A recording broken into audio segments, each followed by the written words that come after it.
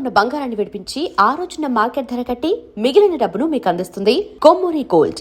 ఎగ్జాక్ట్గా ఒక్క ఆధ్యాత్మికత విషయం నుంచి ఒక చిన్న మీరు మంచి నీతి కథలు చెప్తుంటారు, రకరకాల కథలు చెప్తుంటారు, చాలా నాలెడ్జ్ ఉంది ఆ విషయాలలో. ప్రేక్షకుల కోసం ఒక మంచి నీతి కథ చెప్పి మన ఇంటిలోకి వెళ్ళిపోదాం. ఒక మంచి నీతి కథ అంటే మనం కానీ దేవుణ్ణి మనసారా ప్రార్థిస్తే మాత్రం 101% మనం ఎందుకు వాడిని ఆరాధిస్తున్నామో అతను ఫుల్ఫిల్ చేస్తాడు. ఓకే, ఒక వ్యక్తి తన తాలూకు ఒక చిన్న చార్టర్డ్ ఫ్లైట్లో వెళ్తుండేను.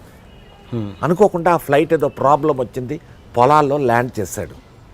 పొలాల్లో ల్యాండ్ చేసే టైం చూసేసరికి ఆల్మోస్ట్ 4:30 అయిపోయింది సాయంకాలం. అతను వెళ్ళవలసింది అహ్మదాబాద్ వెళ్ళాలి. యమా స్పీడ్లో వెళ్ళిపోవాలి. చాలా పెద్ద బిరుదు ఇస్తున్నారన్నమాట, one of the biggest medal for his life అనేసి. బయటకు చూస్తూ దూరంగా ఒక విలేజ్ కనిపించింది, పరిగెట్టి వెళ్ళాడు. అక్కడ వెళ్ళి ఏది అంటే ఒక డొక్కు అంబాసిడర్ కారు దొరికింది. రిక్వెస్ట్ చేశాడు, నన్ను అహ్మదాబాద్ దాకా దింపుతావా అనేసి. అలాగే సార్ దింపుతా అన్నాడు. ఓల్డ్ అంబాసిడర్ కార్ వాళ్ళు వెళ్తున్నప్పుడు వాళ్ళ ప్యాసేజ్ అంతా ఈ విలేజ్కి అహ్మదాబాద్కి మధ్యన ఒక చిన్న ఫారెస్ట్ స్ట్రెచ్ నుంచి వెళ్ళాలి. 5:30 కారు అయిపోయింది. అలాంటి టైంలో మొత్తం కారు మబ్బులన్నమాట, వర్షం, విపరీతమైన వర్షం ఆరంభమైపోయింది. ఆ కారు వాడు చెప్పాడు, సార్ నా కారు ఈ చీకట్లో డ్రైవ్ చేసే పొజిషన్లో లేదు సార్, ఎందుకంటే నాకు వైపర్స్ కూడా లేవు, మీరేమనుకోకపోతే నన్ను క్షమించి అని. ఇతని తాలూకు ఇరిటేషన్, ఈ వ్యక్తి తాలూకు ఇరిటేషన్ హైప్లోకి వెళ్ళిపోయిందన్నమాట.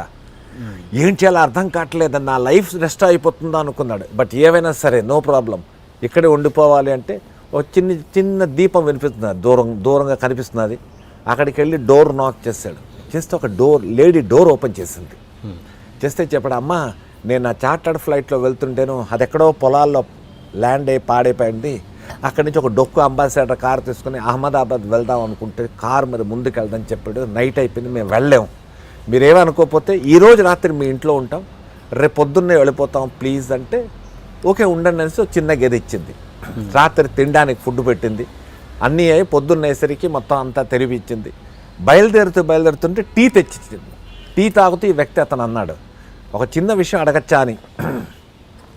చెప్పండి ఏంటంటే, నిన్న నైట్ నుంచి చూస్తున్నానమ్మా, నువ్వు నోట్లో ఏదో మర్మరింగ్ ఏదో అలా చెప్తున్నావు, వాట్ ఈజ్ దట్ అని.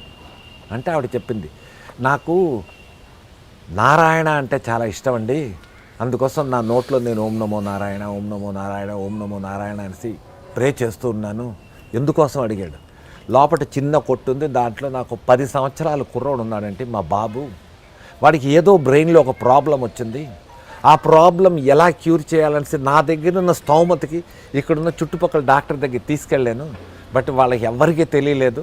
ఆఖరికి ఒక లేడీ డాక్టర్ చెప్పింది, మలేషియాలో డాక్టర్ అబ్దుల్ ఫరీద్ అని ఒక డాక్టర్ ఉన్నాడు, అతని దగ్గరికి తీసుకెళ్తే వీడు బాగవుతాడు, నేను వెళ్ళలేను కాబట్టి నారాయణని ప్రే చేస్తున్నా, ఏదోలా హెల్ప్ చేయమని. ఇంకేం లేదండి అనేసరికి ఈ వ్యక్తి ఎవడైతే ఆవిడతో మాట్లాడుతున్నాడో అల్లా అని కూర్చుంటున్నాడు మోకాళ్ళ మీద.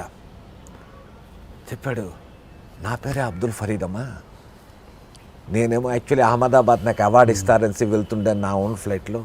అంటే ఈవిడ అబ్దుల్ ఫరీద్ దాకా వెళ్ళే స్తోమత ఇవాడికి లేదు కాబట్టి, ఆ నారాయణ్ని నమ్మింది కాబట్టి ఆ అబ్దుల్ ఫరీద్ అన్న ఒక డాక్టర్ని ఈవిడ దగ్గర తీసుకొని వచ్చాడు. If you believe it's really very strong. లేదు ఇవన్నీ ఎగ్జాంపుల్స్ కథల్లాగా చెప్తున్నావు అంటే దానికి చెప్పడానికి లేదు. ఎందుకంటే ఏదైనా స్ట్రాంగ్ స్టాంప్ పడాలి అంటే ఒక ఎగ్జాంపుల్ ద్వారానే వెళ్తుంది, లేకపోతే వెళ్ళదు. అలాంటి దానికే ఇలాంటి stories. And it is a fact. Doctor Abdul Fareed అన్న ఒక డాక్టర్ మలేషియాలో ఉన్నాడు. అండ్ ఇంకో విషయం చెప్తాను, ఒక గుజరాతీ డాక్టరు బాంబేలో ఉండేవాడనమాట. అతని గురించి స్టోరీ మొత్తం పడింది. యాక్చువల్లీ హీఈస్ అన్ అథెయిస్ట్. దేవుడు అంటే నమ్మకం లేదు, దేవుడు అంటే అతనికి నమ్మకం లేదు. అలాంటి డాక్టర్ ఏంట్రా అంటే వారం రోజులు ఇండియాలో ఉంటాడు, మిగతా 3 వారాలు బయట తిరుగుతుంటాడు. ఒక లేడీ అనుకోకుండా అతని దగ్గరికి వచ్చింది. ఆ లేడీకి ఒక 8 సంవత్సరాల కూతురు. ఆ కూతురు తీసుకొని వస్తే he is a heart surgeon, very famous. అతని పేరు ఆనంద్ దేశాయి అనుకుంటా, if I'm not wrong. Check చేశాడు. చెక్ చేసి చెప్పడమ్మా, నీ కూతురికి హార్ట్లో హోల్ ఉంది, దానికి ఆపరేషన్ చెయ్యాలి, నువ్వు ఎస్ అనుకుంటే చేస్తావంటే చెప్పింది. ఎంత అవుతుంది ఖర్చు అంటే అతను చెప్పాడు ఇంత అవుతుందంటే నా దగ్గర అంత ఏంటి దానికి సగానికి సగం కూడా లేదండి అంటే నీకు పర్లేదమ్మా నువ్వు కానీ ఎస్ అన్నావు అంటే నువ్వెంత చేయగలవో చెయ్యి బ్యాలెన్స్ నేను చూసుకుంటాను కానీ ట్రీట్మెంట్ మాత్రం చేసి తీరాలి ఎంత తొందరగా చేస్తే అంత. ఇంకో విషయం ఆపరేషన్ చేసిన తర్వాత ఓన్లీ 10% ఛాన్స్ 90% నో ఛాన్స్ నీ కూతురు బతుకుతుంది మాత్రం నేను గ్యారంటీ ఇవ్వలేను నువ్వు ఆలోచించి రేపు రా అన్నాడు. ఆవిడంది నేను రేపటి దాకా ఎందుకంటే నేను ఇప్పుడే చెప్తున్నాను మీరు చేసేయండి ఆపరేషన్. ఎలాగో ఆపరేషన్ అనేది కంపల్సరీ అంటున్నారు లేకపోతే నాకు కూతురు బతకదు అంటున్నారు. అలాంటి మీరు ఆపరేషన్ చేసిన తర్వాత బతుకుతుందా బతకదా అన్నది కూడా చెప్పలేకపోతున్నారు. సో లెటస్ డూ ఇట్ అని ఆవిడ చెప్పింది. ఓకే అన్నాడు. అయిపోయింది. 3 days తర్వాత దానికి ఏవో ట్రీట్మెంట్ అవి చేశాడు. ఆపరేషన్ టేబుల్ మీద తీసుకెళ్తే ఆ పాప పడుకొని ఉంది. పడుకున్నప్పుడు ఇక అది ఇది క్లీనింగ్ చేసే ముందు చెప్పిన అంకల్ ఒక చిన్న మాట ఏంటి అంకల్ మీరు నా గుండెకాయకు వస్తారు కదా. అవునమ్మా అయితే ఆ గుండెకాయలోని దేవుడు ఉంటాడు కదా దేవుడిని నేను హలో అని చెప్పానని చెప్పమంది. అంటే ఇది ఒక చిన్న షాక్. అదేంటమ్మా దేవుడు ఉంటాడు అంటే లేదు మా అమ్మ చెప్పింది ప్రతి మనిషి తాలూకు హృదయంలో దేవుడు ఉంటాడు అనేసి. అలాగ నాకు అనిపించిందండి హృదయంలో దేవుడు ఉంటాడని. మీరు చూస్తారు కదా హార్ట్ కట్ చేసినప్పుడు వాడిని నేను హలో అని చెప్పాను అనేసి. ఎక్కడో ఇతనికి ఒక చిన్న పిన్ కొట్టిందన్నమాట. ఎనీహౌ ఆపరేషన్ స్టార్ట్ చేశాడు. స్టార్ట్ అయిన 15 minutesకే ఎవ్రీథింగ్ స్టార్టెడ్ డిప్లీటింగ్. అన్నీ కింద పడిపోతున్నాయి. బీపీ పడిపోతున్నది పడిపోతుంది పల్స్ పడిపోతుంది అన్నీ పడిపోతున్నాయి. అప్పుడు అనదర్ డాక్టర్స్ ఉంటారు కదా సార్ ఏం చేద్దామంటే సారీ ఇది వర్కౌట్ అవుతుంది మనకి కొంచెం సేపు తర్వాత షీఈస్ గోయింగ్ టు కొలాప్స్ అన్నాడు. తన రూమ్లోకి వెళ్ళాడు. He started smoking. తను స్మోక్ చేస్తున్న ఒక 2-3 నిమిషాలు కూడా అవ్వలేదు. సీనియర్ నర్స్ పరిగెట్టుకుంటూ డాక్టర్ అన్నీ మళ్ళీ ఎవ్రీథింగ్ ఈజ్ పికింగ్ అప్ అంటే కమౌన్ అసలు ఛాన్స్ లేదు. మై ఎక్స్పీరియన్స్ ఈజ్ టెలింగ్ ఛాన్సే లేదంటే లేదు పికింగ్ అప్ అన్నారు. అంటే ఆ సిగరెట్ అక్కడ వదిలేసి పరిగెట్టుకుంటూ వచ్చి చూస్తే మళ్ళీ ఏవేవైతే సింక్ అయిపోతున్నాయి మళ్ళీ ఎవ్రీథింగ్ ఈజ్ కమింగ్ అప్. ఇమ్మీడియట్గా స్టార్ట్ చేశాడు. ఆపరేషన్ చేశాడు. Operation is successful. వాడి ఆపరేషన్ ఎప్పుడైతే సక్సెస్ఫుల్ అయిందో అప్పుడు ఎక్కడో కార్నర్లో తన రూమ్లోకి వెళ్ళి కూర్చొని ఆలోచించాడు హౌ అండ్ వై. ఎస్ అలాంటి డాక్టర్ ఎవడైతే అథెయిస్ట్ దేవుడు అంటే లేనిది పెట్టుకున్నాడో ఇవాళ రోజుల్లో if not wrong Anand Desai అతని పేరు. అతను ఏ పని చేసినా ముందు రాధేకృష్ణ వాళ్ళ కృష్ణుడే ఎక్కువ అనమాట. రాధేకృష్ణ అనేసి స్టార్ట్ చేస్తాడనమాట. అలాగా human life is a journey. God is the travel agent. He has booked our routes ఎక్కడెక్కడికి వెళ్ళాలి అని. He has fixed our stations. He has fixed our destinations. Why should not we believe him. దేవుణ్ణి ఎందుకు నమ్మాలి అనేసి మీ అందరికీ ఒక చిన్న విషయం చెప్తాను. మనకున్నాడు అని సంగతి తెలుసు లేకపోతే మనం పుట్టాం. మనకున్నాడు అని సంగతి తెలుసు మనం ఎప్పుడు చచ్చిపోతామో మనకు తెలియదు. ఈ జర్నీలో మనం ఎక్కడికి వెళ్తామో ఎక్కడుంటామో ఏమిటి చేస్తామో అనేది ముందు నుంచి తెలియదు. మీరు ఏదో ఊర్లో పుట్టుంటారు.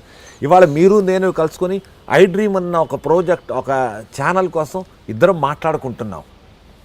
సో ఐఎమ్ సో లక్కీ మీలాంటి ఒక మహానుభావులతో కూర్చొని మాట్లాడడానికి అవకాశం ఇచ్చాడంటే it is in my life 101%. మీరు చేస్తున్న 178 ఇంటర్వ్యూస్లోని అనదర్ మేబీ 179 or 180 సత్యప్రకాష్ లాంటి ఒక ఆర్డినరీ పర్సన్తో చేయాలని మీ డెస్టినేషన్లో కూడా రాసేయింది. లేకపోతే ఇది కుదిరేది కాదు. యాక్చువల్లీ మీరే రిఫ్యూజ్ చేస్తారు Satyaprakash no he is but it is there. That means మనం ఫ్లైట్లో వెళ్తాం. ఫ్లైట్లో వెళ్ళినప్పుడు ఆ పైలట్ ఎవడో మనకు తెలియదు.